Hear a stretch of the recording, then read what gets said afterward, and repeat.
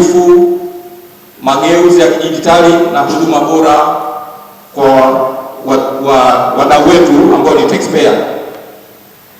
Mkizingatia misingi hii, tunafikia pahala na mtakuwa ni sehemu nzuri ya kuishi ndani ya mamlaka. Kujiunga kwenu mamlaka ya mapato, kama alivyosema mkurugenzi, kumeongeza nguvu za utendaji, kwa sababu bado wengi wenu ni vijana ambao tunaamini bado mna ari kubwa ya kufanya kazi. Hivyo mamlaka ya mapato lina matarajio makubwa kutoka kwenu. Tunatarajia kuona matokeo chanya kutokana na utendaji wenu wa kazi, nikiwa na maana kwamba thamani yenu katika mamlaka lazima ijidhihirishe hasa katika kuongeza makusanyo na mapato ya serikali. Ni matumaini yangu kwamba mtazingatia haya yote mlioambiwa hapa na yale ambayo mtafundishwa darasani. Lengo la kufanya hivi ni kuwaweka katika nafasi nzuri ya kufanya kazi kwa kufuata taratibu. Kwa hivyo hamna budi kwa pamoja kudhihirisha uaminifu wenu na uwezo wenu kwa vitendo, ili malengo ya TRA yaweze kufikiwa.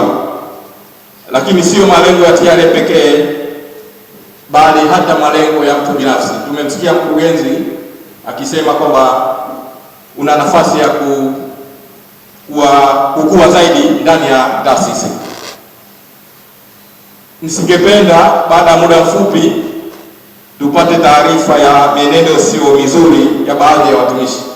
Haitopendeza. Mnategemewa na familia zenu, mnategemewa na taifa, mnategemewa na mwajiri. Kwa hivyo hatupendi baada ya muda mfupi tunaanza kushughulika na matatizo ya kinyume na maadili, utendaji ambao hauendi sambamba na taratibu za mamlaka. Leo nafungua mafunzo haya awali ambayo mtapata siku 10 kama alivyosema waliotangulia.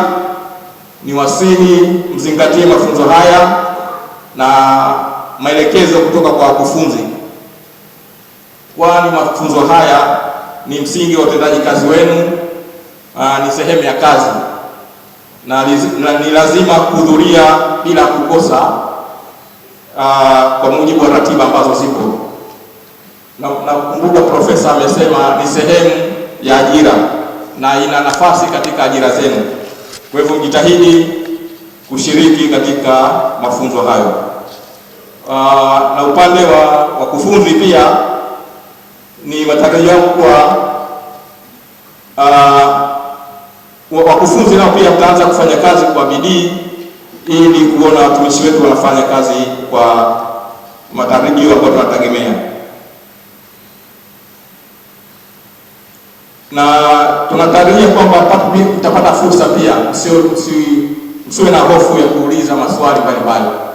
Kwa vile ni watumishi wapya, mna haki ya kuuliza maswali, kutoa mawazo yenu.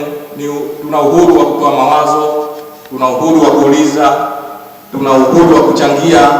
Kwa hivyo mtumie fursa hizi kupata mawazo na kutoa mawazo yenu, ili tuweze kushiriki kwa ufanisi katika mafunzo haya. Global TV, kimbilio la wasio na sauti. Tupigie sasa.